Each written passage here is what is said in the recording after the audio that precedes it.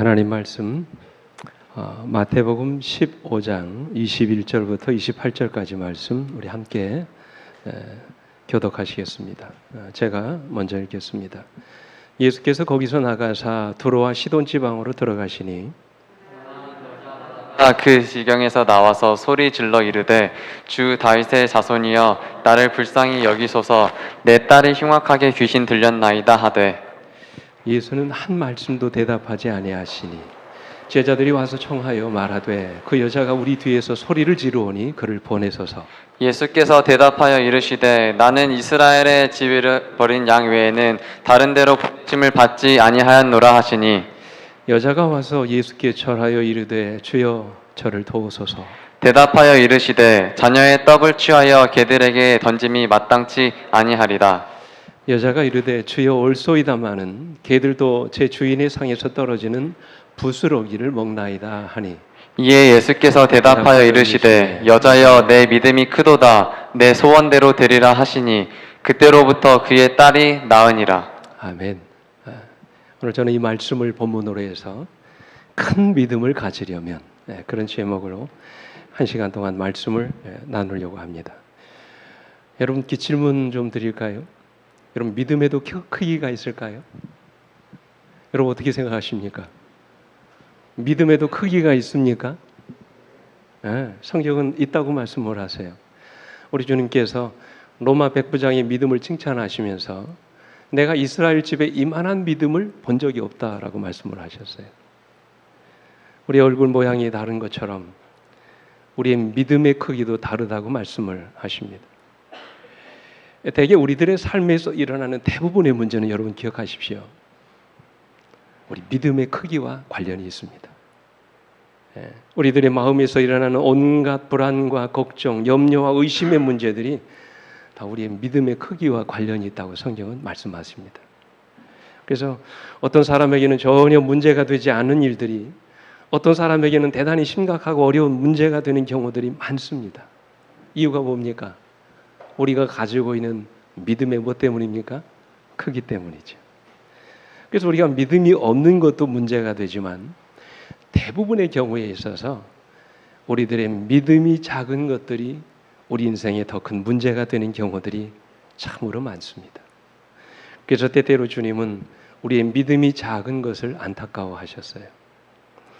예를 들면 마태복음 6장 30절에 오늘 있다가 내일 아궁이에 던져지는 들풀도 하나님이 이렇게 입히시거든 하물며 너희일까 보냐. 그리고 뭐라고 말씀하세요? 믿음이 적은 자들아 그랬어요. 우리가 끊임없이 염려하고 불안해하는 그 이유가 다 우리의 믿음이 뭐하기 때문이라고요? 작기 때문이라고 말씀을 하세요. 마태복음 8장 26절에도 풍랑이는 바다를 보고 두려워하는 제자들을 향하여 주님이 뭐라고 말씀하셨어요? 어찌하여 무서워하느냐? 믿음이 작은 자들아 그랬어요. 인생의 거센 풍랑 앞에서 우리가 그렇게 자주 두려워하고 무서워하는 이유는 우리의 믿음이 작기 때문이라고 말씀을 하세요. 마태복음 18장 31절에도 바람을 보고 무서워 빠져가는 제자 베드로를 향하여 주님이 뭐라고 말씀하셨습니까? 예수께서 즉시 손을 내밀어 그를 붙잡으시며 이르시되 믿음이 작은 자야 왜 의심하였느냐 말씀하세요. 그러니까 우리가 의심하고 시험에 빠지는 이유도 다 우리의 믿음이 뭐하기 때문이라고요? 작기 때문이라고 말씀하세요.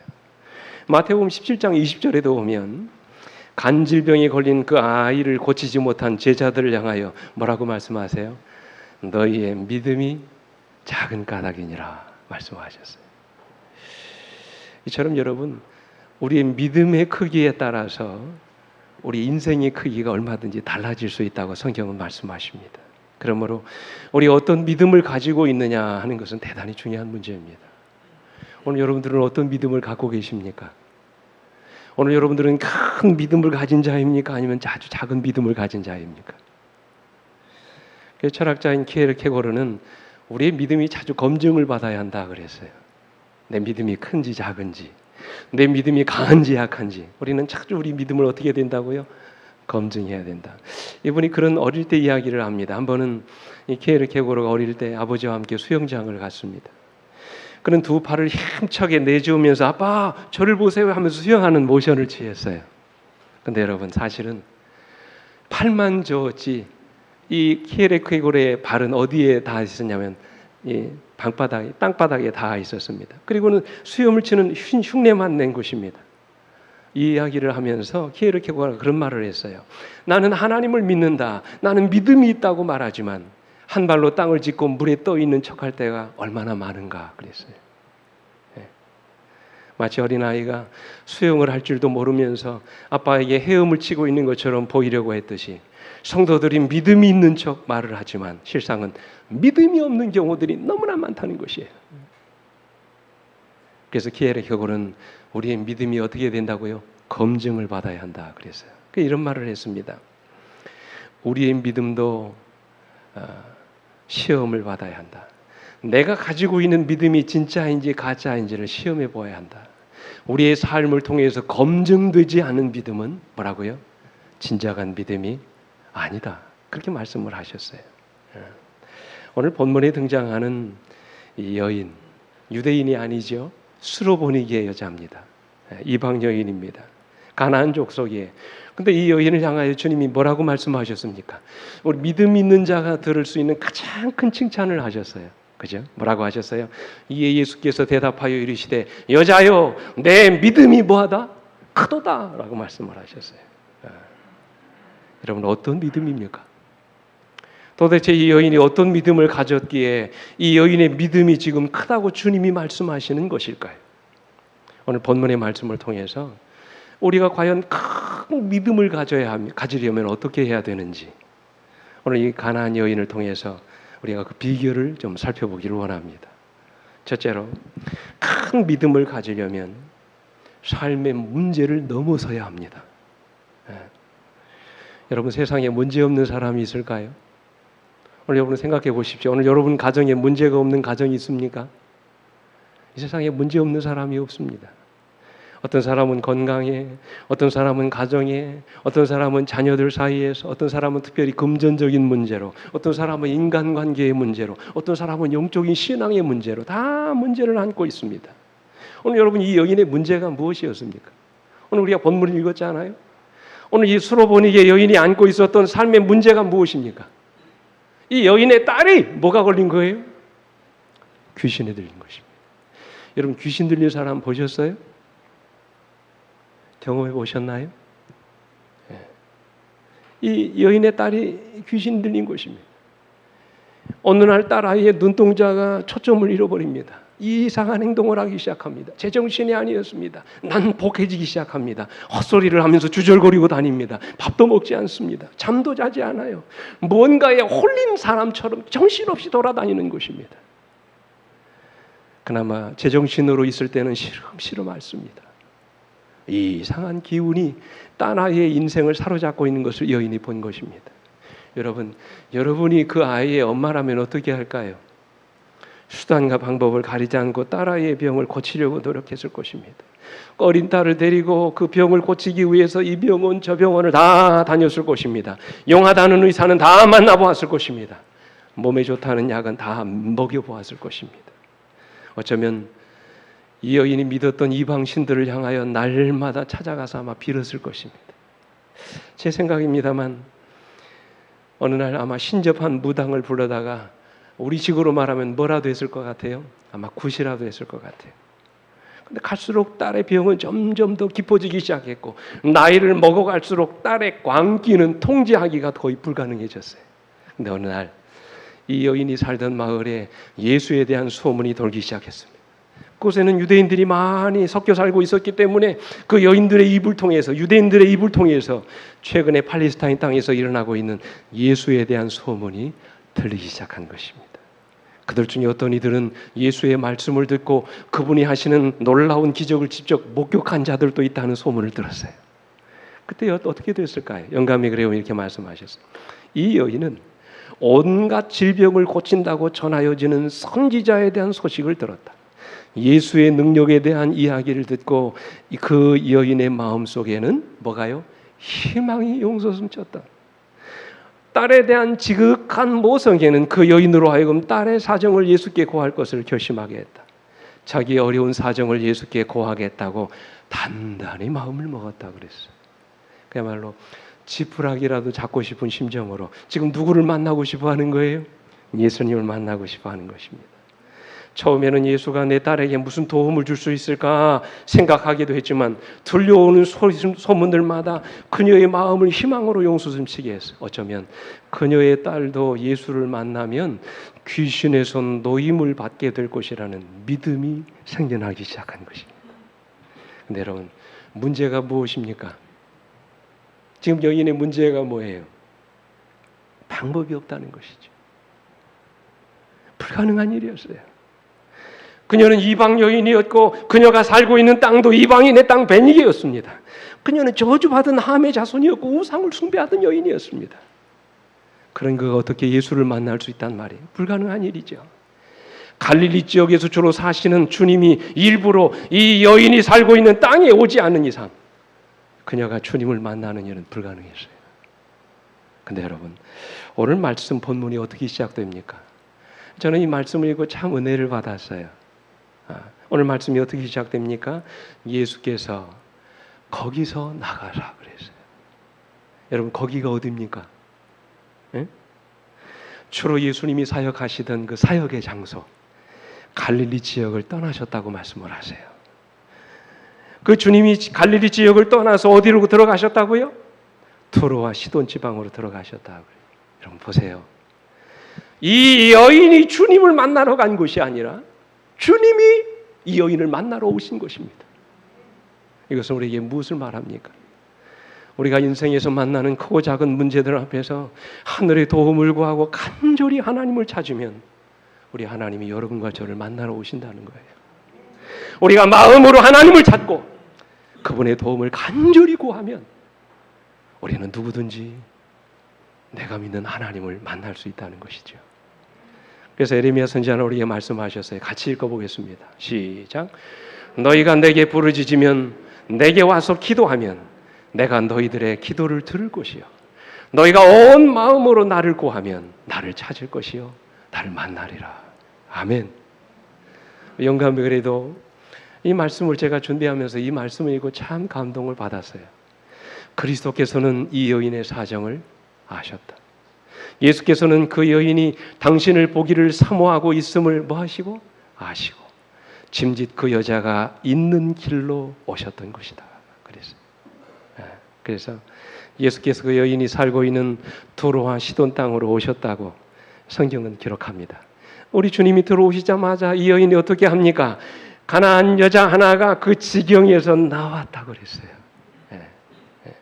그 지경에서 나왔다는 말은 1차적으로 그 여인이 살고 있던 마을이나 동네에서 나왔다는 말이에요. 그러나 여기서 말하는 그 지경이라고 하는 것은 그동안 그 여인이 살고 있던 이 삶의 모든 환경을 벗어버리고 주님께 나왔다는 말이에요.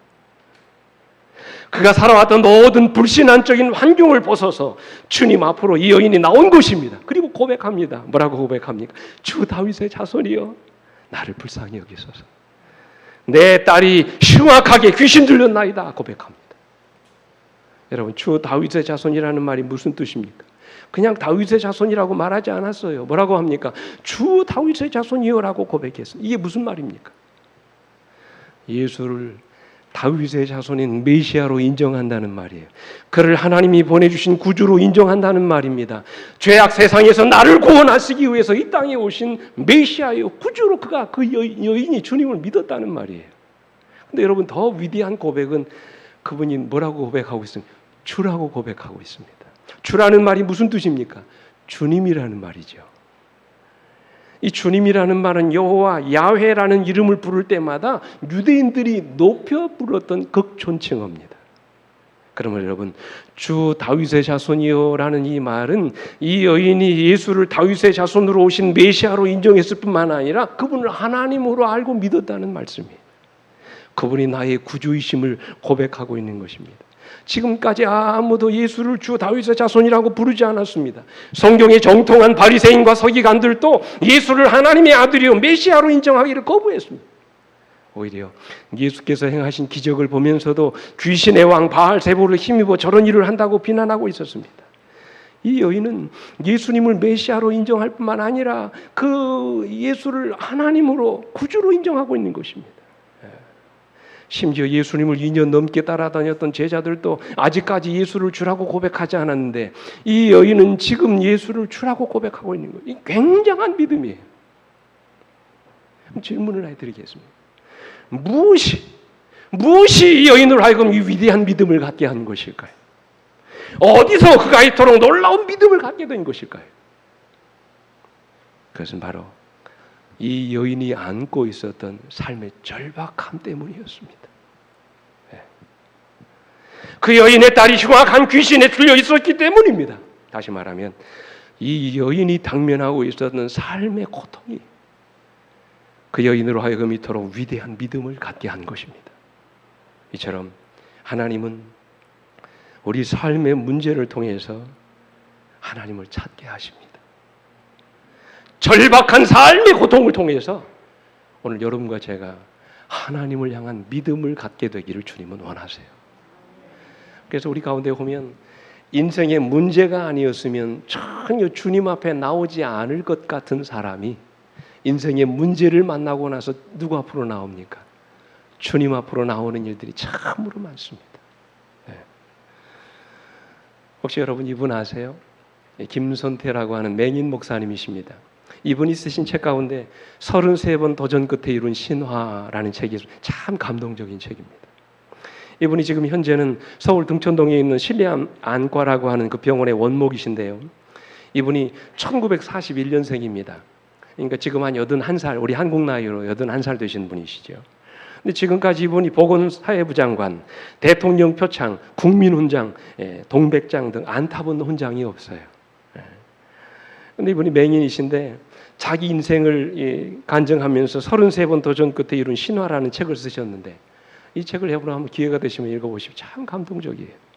6.25 전쟁 중에 사랑하는 부모님을 잃었어요. 그리고는 호를단식 먹을 것이 없어서 문전걸식을 하면서 구걸하며 사는데 옛날에는 여러분 뭐를 많이 했습니까? 먹을 거 없으면 서리를 많이 다녔잖아요. 수박밭에 서리를 하러 갔는데 아마 거기에 불발된 포탄이 떨어져 있었을 것 같아요. 아무것도 모르는 아이들이 친구와 함께 그 포탄을 만지작거리다가 터져버린 것입니다. 그 자리에서 친구들이 다 죽었어요. 포탄이 터지면서 눈을 잃어버렸습니다. 시력을 잃어버렸어요. 10살의 어린 나이에 세상의 모든 것을 잃어버린 것입니다. 부모를 잃어버렸어요. 친구들을 잃어버렸습니다. 금쪽 같은 머리를 잃어버린 거예요. 누나를 잃어버린 것입니다. 수많은 날 동안 상실감과 좌절감 속에 모든 희망을 포기해버렸어요. 근데 여러분, 그가 그 숱한 좌절감 속에서도 희망을 잃어버리지 않을 수 있었던 이유는 그가 가지고 있었던 신앙 때문이라고 그는 고백합니다. 예수를 의지하고 살았어요. 삶의 고통스러운 문제들이 오히려 더 주님을 뜨겁게 의지하도록 그의 믿음을 키웠다고 그런 이야기합니다. 그래서 고아원 생활을 전전하면서 거지 생활을 하고 가진 고난 생활을 하면서 넘어질 것 같은 그런 위기의 상황들을 만났지만 끝까지 주님을 부여잡았다고 말합니다. 한 번은 대학을 입학하는데 당시 맹인은 지금은 그러지 않습니다만 대학을 들어올 수 없다고 나라에서 법으로 그렇게 해버렸어요. 여러분 그게 무슨 불공평입니까? 앞을 못 보는 맹인은 대학조차 들어갈 수 없는 그런 세상이었어요. 그래서 여러분 책의 제목이 뭐예요? 33번의 도전 끝에 이룬 신화가 바로 그겁니다. 끊임없이 어디를 찾아가냐면 교육부 장관을 찾아가는 거예요. 그러기를 몇 번 동안 했다고요? 33번. 그래서 드디어 시험을 허락받은 것입니다. 그래서 당당히 자기 실력으로 인정을 받아가지고 숭실대학교 철학과를 나왔어요. 그리고는 나중에 이분이 목사가 된 것입니다. 그리고는 훗날 뭐를 차렸어요? 실로암 안과 병원을 차리게 된 것입니다. 참 이분이 그 일이 있고 난 다음에 미국에 있는 안과들과 제휴해서 지금 여러 세상에 보이지 않은 이 실명한 그런 환자들을 찾아다니면서 그들에게 잃어버린 빛을 찾아주는 그런 일을 하고 있습니다. 400명의 무료를 진료를 해줬고요. 필리핀 저 외국을 돌아다니면서 그 지역 주민들의 개안 수술, 백내장이나 녹내장을 통해서 시력을 잃어버린 사람들 다 뜯어내고 시력을 볼 수 있도록 수술을 해줍니다. 현재는 전국에 20만 시각장애인들과 함께 500몇 명의 저시력자들을 위해서 무료 진료를 실시하는 참 감동적인 이야기. 이분이 아시아의 노벨상이라고 하는 막사이상을 수상한 그런 아주 훌륭한 인물입니다. 어떻게 그가 이토록 놀라운 역사를 이룰 수 있었을까요? 그는 여러분, 그 이유는 그 인생의 문제들 때문이었다고 얘기합니다. 그는 이렇게 고백했어요. 이 책에서 인생의 어려운 문제들을 통해서 그는 하나님을 의지하는 법을 배웠고 자기와 같은 고통 속에 살고 있는 사람들을 도와주고 싶은 마음을 갖게 되었다 그랬어요. 그러면서 이렇게 말합니다. 문제가 아니었다면 그는 이토록 놀라운 일들을 계획하지도 할 수도 없었을 것이다 그랬어요. 사랑하는 성도 여러분, 우리 인생의 문제들은 주님께로 나아가는 통로입니다. 우리의 믿음의 주여 온전케 하시는 이 예수를 만나게 해주는 축복의 통로입니다. 문제가 있기 때문에 우리가 주님께로 나오게 되는 것입니다. 고통이 있기 때문에 믿음을 갖게 되는 것입니다. 그러므로 삶의 문제는 우리로 하여금 믿음을 갖게 해주는 하나님의 선물입니다. 무의미한 인생이 아니라 의미 있는 인생을 살게 해주시는 시련의 과정인 것을 여러분 믿으시게 되기를 간절히 바랍니다. 마치 진주가 고통을 통하여 만들어지는 것처럼 우리 인생의 크고 작은 문제들이 우리로 하여금 더 큰 믿음을 소유하게 하는 것이라는 사실을 여러분 이 시간 기억하시게 되기를 간절히 바랍니다. 그러므로 여러분 인생에 문제가 있다면 그 문제를 가지고 주님 앞에 나가시게 되기를 간절히 바랍니다. 둘째로 우리가 큰 믿음을 가지려면요, 사람을 보지 말아야 합니다. 안타깝게도 너무나 많은 사람들이 여기서 넘어집니다. 사람의 벽을 넘지 못하고 여기서 넘어지는 경우들이 얼마나 많은지 모릅니다. 우리가 믿음 생활하면서 만나는 가장 큰 장애물은 시련이 아닙니다. 고난이 아닙니다. 고통이 아닙니다. 오히려 이런 인생의 문제들이 우리로 하여금 주님께로 나아가게 하고 이렇던 신앙을 회복하게 하는 경우들이 얼마나 많습니까?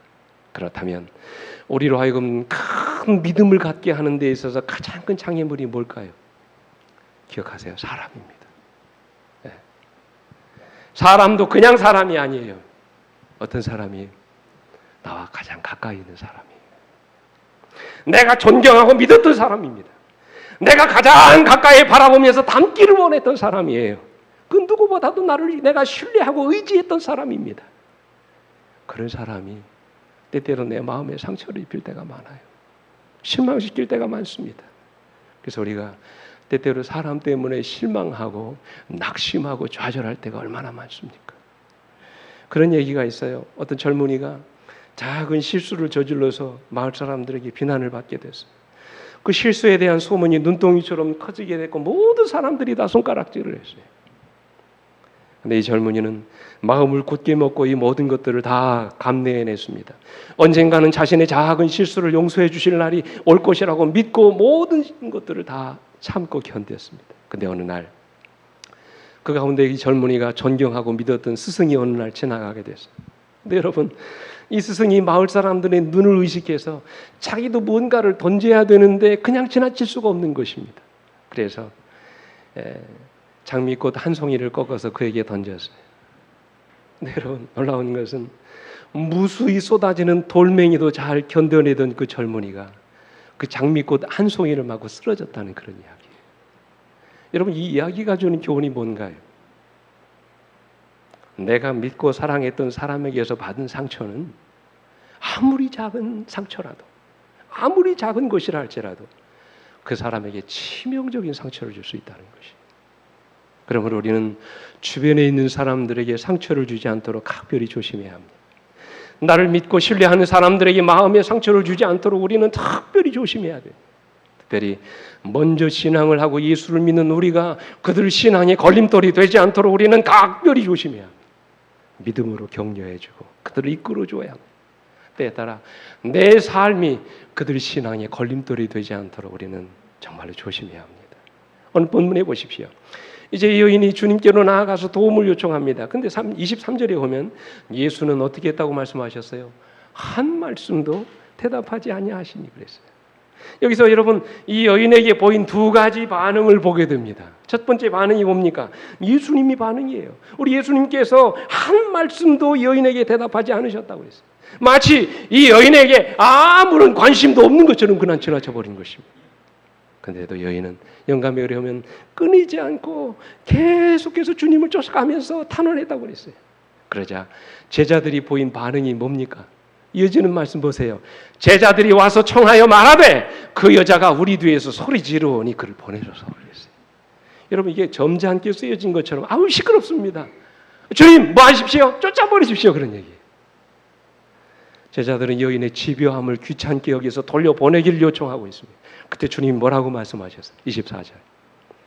예수께서 이르시되 나는 이스라엘 집에 잃어버린 양 외에는 다른 데로 보내심을 받지 아니하였노라 그랬어요. 여러분 질문 드릴게요. 이 말씀이 누구에게 하신 말씀입니까? 여인에게 하신 말씀입니까? 아니면 제자에게 하신 말씀입니까? 누구에게 하신 말씀이 이 말씀이? 여러분 오해하지 마십시오. 여인에게 하신 말씀이 아니에요. 지금 누구에게 하신 말씀이에요?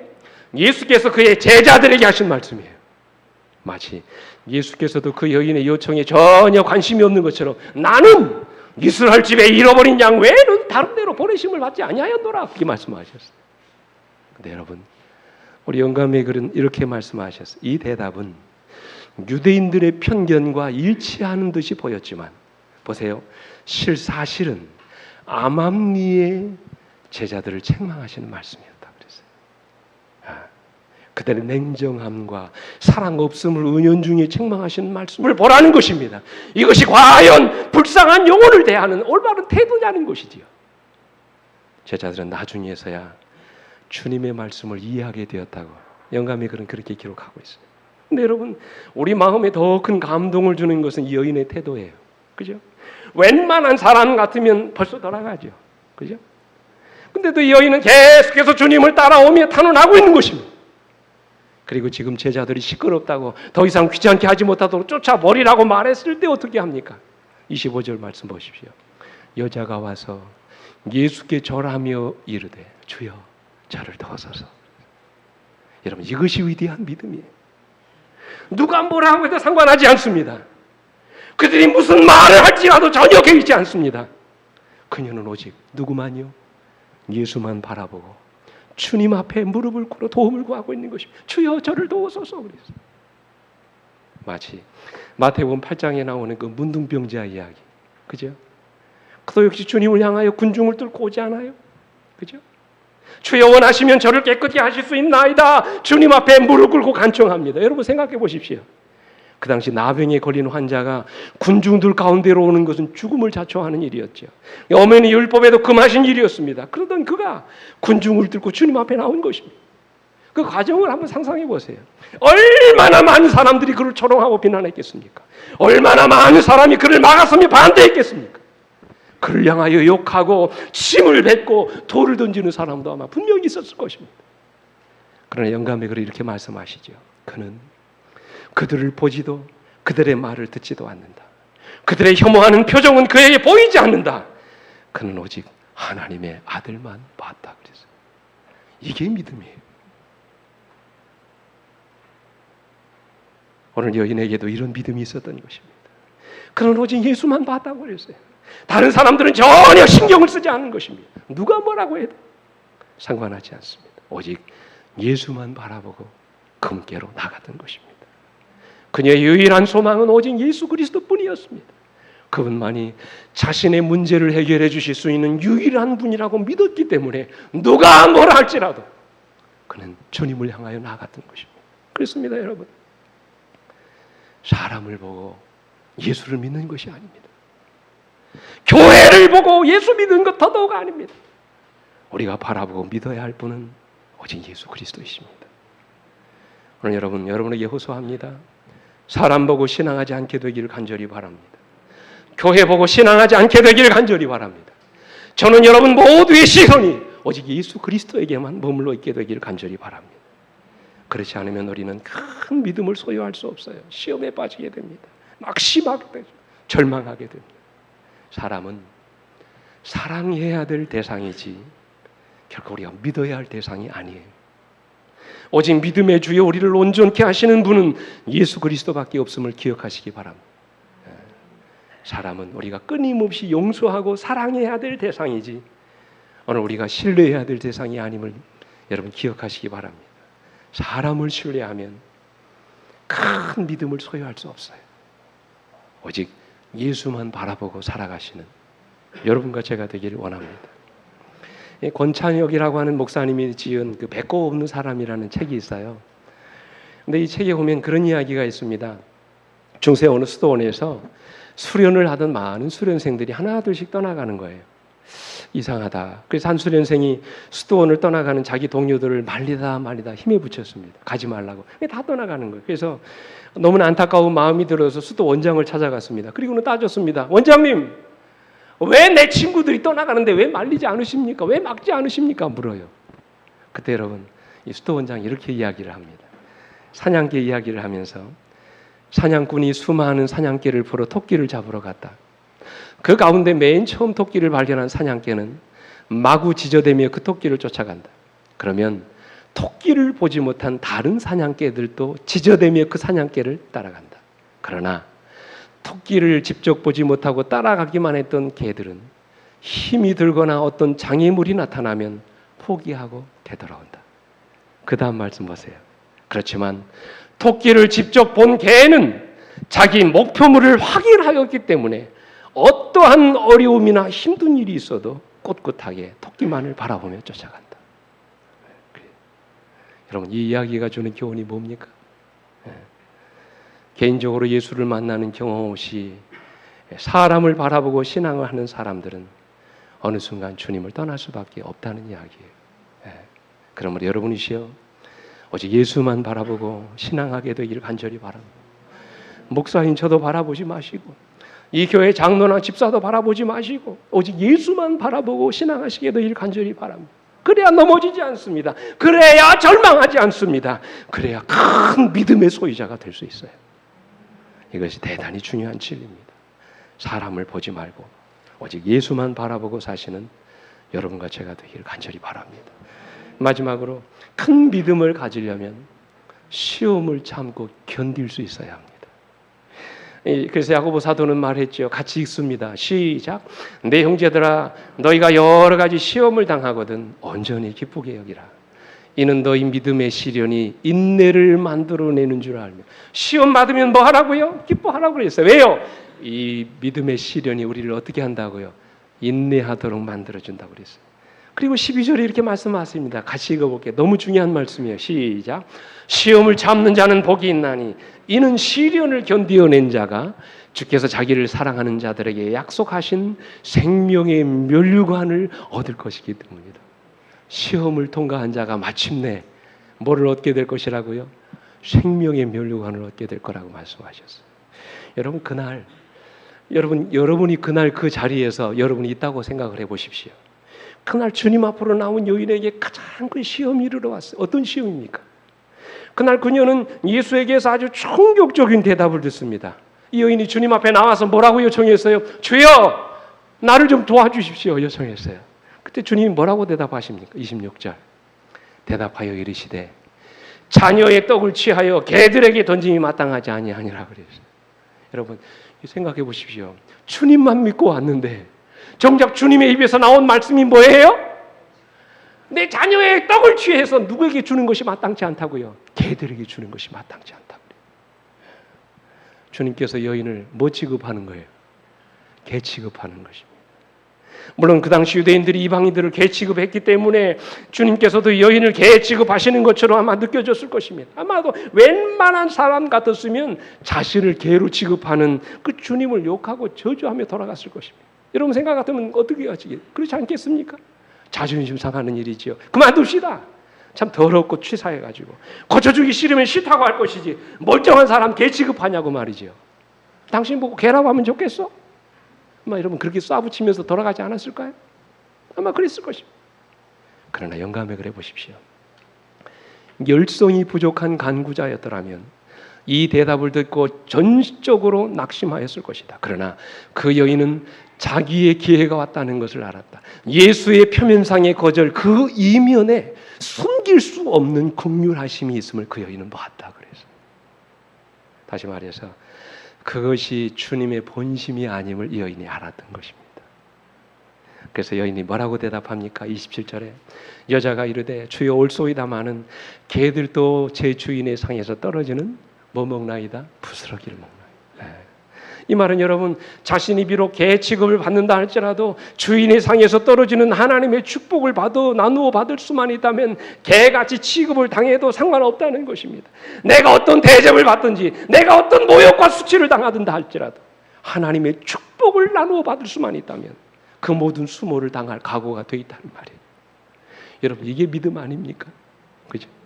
영감이 그렇게 말씀하셨어요. 그 여자는 자신의 행동에 영향을 끼치는 민족적 신앙적 편견이나 교만이 없었으므로 즉시 예수를 구주로, 그리고 자기가 구하는 것을 다 하실 수 있는 분으로 시인하였다. 그때 주님이 이 여인의 믿음을 칭찬하시면서 뭐라고 말씀하셨어요? 여자야, 내 믿음이 크다. 그때부터 그 딸이 어떻게 됐다고요? 낫게 되었다 그랬어요. 마지막으로 영감의 글은 이렇게 말씀하십니다.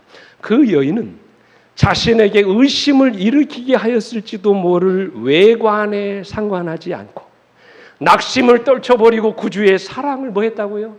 신뢰하였다. 그리스도께서는 우리가 당신을 이와 같이 신뢰하기를 바라신다 그랬어요. 사랑하는 성도 여러분, 하나님은 어떤 시험 앞에서도 오늘 우리의 믿음이 견고하게 되기를 원하십니다. 이 여인은 자신의 딸에게 건강의 선물을 주시는 분은 오직 주님이신 것을 믿었습니다. 이 믿음이 그녀의 딸을 구원에 이르게 한 것입니다. 혹독한 시험이 오히려 그를 더 큰 믿음의 사람으로 변화시키신 것입니다. 인생의 험한 시험 앞에서 이 여인이 더 큰 믿음의 사람으로 그의 믿음이 성장하게 된 것입니다. 마치 모리아산에 아들을 바치는 시험을 통과한 아브라함이 믿음의 자손이 되었던 것처럼, 그죠? 자기 죄로 가족들이 다 죽을 위기를 경험했던 그 야곱이 야복강의 시험을 통과하면서 이스라엘로 변하는 축복을 경험했던 것처럼, 마치 애굽의 노예로 팔려가 요셉이 보디발 장군의 부인에 의해서 거절을 당했다가 감방에 들어가는 시험을 만나고 그가 애굽의 총리가 되었던 것처럼, 그죠? 우리가 인생에서 만나는 여러 뜻하지 않은 시험과 고통이 오늘 여러분과 저로 하여금 더 큰 믿음의 사람으로, 더 큰 믿음을 가진 신앙의 사람으로 오늘 여러분과 저를 성장시킨다는 사실이에요. 한 이야기만 드리고 말씀을 마치겠습니다. 여러분 잘 아시는 이 개신교회 CCM 가수, 복음성가 가수 중에서 송정미라고 하는 여인이 있습니다. 이분이 한국을 대표하는 CCM 가수 중에 아주 유명한 분입니다. CCM 가수 중에 최초로 뉴욕 카니기에서 처음 공연하신 분입니다. 그죠? 50만 관객을 동원했고요. 무려 이분이 하신 그 노래 그 음반이 200만 장이 팔려갈 정도로 아주 굉장한 인기를 누리는 그런 분입니다. 이분의 노래에는 영감이 있고 하나님의 특별한 위로가 담겨 있다고 그랬어요. 코로나19로 음악회가 줄줄이 다 취소되고 있는 그런 상황 속에서 이분이 온라인으로 음악회를 열었는데 무려 12만 명이 그 음악회를 봤답니다. 이분의 찬양을 들으면 하나님의 특별한 위로와 감동을 느낀다는 거예요. 이유가 뭘까요? 그 비결이 무엇입니까? 그의 노래가 이렇게 된 배경에는 험난한 고난의 세월들이 그에게 있었다는 것이. 어려서부터 음악을 좋아해서 노래하고 악기를 연주하던 중에 이제 연세대학교 성악과에 입학을 하려고 이제 시험을 보게 됐는데 갑자기 목소리가 안 나오는 거예요. 그죠, 여러분? 성악하는 사람이 목소리가 안 나오면 큰일이지 않습니까? 시험을 봐야 되는데 병원에 갔더니 성대 결절이더래요. 여러분 성대 결절이 뭔지 아시죠? 성대에 조그만 혹이 난 것입니다. 목소리가 자꾸 쉰소리가 나오는 것입니다. 의사가 2달 동안 말을 하지 말라고 경고했습니다. 평생 노래를 하지 못할 운명에 처하게 된 것입니다. 눈앞이 캄캄해졌습니다. 달리 할 방법이 없었습니다. 오직 하나님만 찾았습니다. 매일같이 여인이 피아노 앞에 엎드려서 하나님께 울며 기도했대요. 근데 예전에 이 여인의 목소리를 다시 찾을 수 없었지만 그는 지금도 성대에 결절이 있는 상태로 노래를 부른대요. 놀랍지 않습니까? 근데 여러분 하나님께서 그에게 전혀 생각지도 못했던 선물을 주셨다고 그래요. 그게 뭔지 아세요? 그는 이렇게 말합니다. 기도 끝에 누구를 얻었어요? 하나님을 얻었어요. 꾀꼬리 같은 육의 목소리를 되찾는데 대신에 하나님은 저에게 영으로 노래하는 법을 깨닫게 해주셨어요. 입으로 하는 노래가 아니라 마음으로 하나님을 찬양하는 법을 깨닫게 해주셨다고 그랬어요. 그래서 여인이 절망의 늪에서 당당히 빠져나왔어요. 그래서 여인이 대학교 다닐 때 작사 작곡한 노래가 축복송입니다. 여러분 아시죠? 때로는 뭐 그 노래입니다. 너의 앞에 어려움과 아픔이 있지만 담대하게 주를 바라보는 너의 영혼 우리 볼 때 얼마나 아름다운지 너의 영혼 통해 큰 영광 받으실 하나님을 찬양. 오 할렐루야. 이런 노래예요. 이 노래는 무려 16개국 이상의 언어로 번역돼서 세상 곳곳에 복음을 전하는 일에 귀한 도구로 지금도 쓰여지고 있습니다. 육의 목소리는 이렇지만 고난을 통하여 그는 영의 목소리를 찾았어요. 단순히 입술로 찬양하는 자가 아니라 마음으로 하나님을 찬양하는 사람이 되었다는 말씀이에요. 사랑하는 성도 여러분, 하나님은 여러분을 사랑하십니다. 한순간도 하나님의 사랑을 의심하지 않게 되기를 간절히 바랍니다. 때로 내 인생에 내가 원하는 대로 이루어지지 않는다 할지라도 하나님은 여러분을 사랑하시며 가장 최고의 길로 인도하시는 분이심을 믿으시길 바랍니다.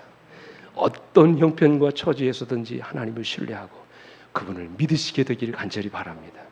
그렇게만 하시면 하나님은 여러분이 겪는 환난을 통하여 더 큰 믿음의 거목으로 여러분과 저를 변화시켜 주실 것입니다. 우리 모두 다 그런 축복을 받으시는 여러분과 제가 되기를 간절히 바라며 말씀을 마치겠습니다. 함께 일어나서 하나님을 찬양합니다.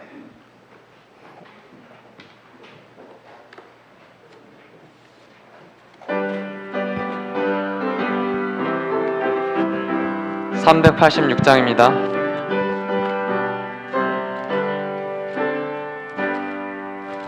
이는 아무 증거 아니 보여도 믿음만을 가지고 선을 고르며 이기에 아무 소리 아니 들려도 하나님의 약속 위에 서리 386장입니다. 걸어가세 믿음 위에 서서 나가세 의심 버리고 걸어가세 믿음 위에 서서 눈과 귀에 아무 증거 없어 3절 같이 부르시겠습니다. 당신의 거룩함을 두고 맹세한 하나님의 언약하심 진실하니 그 귀한 모든 약속 믿는 자에게 능치 못할 무슨 일이 있을까. 걸어가세 믿음 위에 서서 나가세 의심 버리고 걸어가세 믿음 위에 서서 능과 기에 아무 증거 없어도 아버지, 우리 모두에게 믿음을 주옵소서. 믿음을 주시되 큰 믿음을 주시옵소서. 어떤 시험과 고통 가운데서도 절망하거나 좌절하지 않을 그런 큰 믿음으로 이 시간 우리 모두를 축복해 주시옵소서. 인생의 문제 앞에 절망하지 않게 하시고 모든 문제를 가지고 주님 앞에 나가게 하시며 사람을 보기보다는 오직 주님만 바라보고 살게 하시며 아무리 힘들고 고통스러운 환난을 만난다 할지라도 환난을 견디고 이길 수 있는 그런 믿음의 사람들이 되게 해 주시옵소서. 이제는 우리 아버지 하나님의 놀라우신 은혜와 그 아들 예수 그리스도의 담이 없으신 사랑과 절망하고 용기 잃을 때마다 우리를 다시 일으켜 주시는 성령 하나님의 감화 감동하심이 오늘 우리 모두에게 큰 믿음 주시기를 위하고 기도하는 우리 모든 성도들 위해 이제로부터 영원토록 언제나 함께해 주시옵기를 우리의 구주이신 예수 그리스도의 이름으로 간절히 축원하옵나이다. 아멘.